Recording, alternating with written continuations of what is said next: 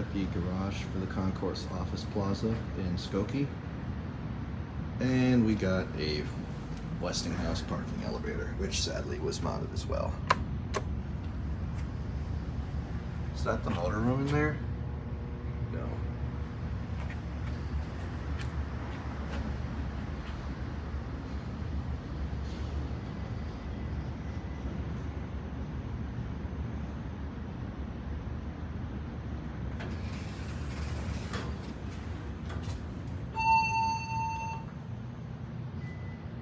This used to be a really old and creepy Westinghouse elevator.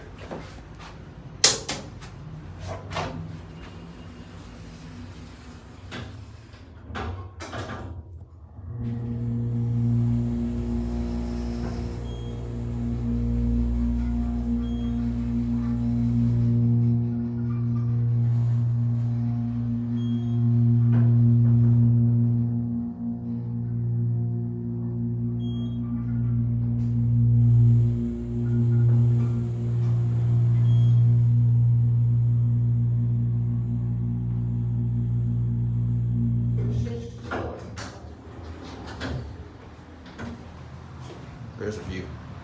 Sunny Skokie. Sunny today at least.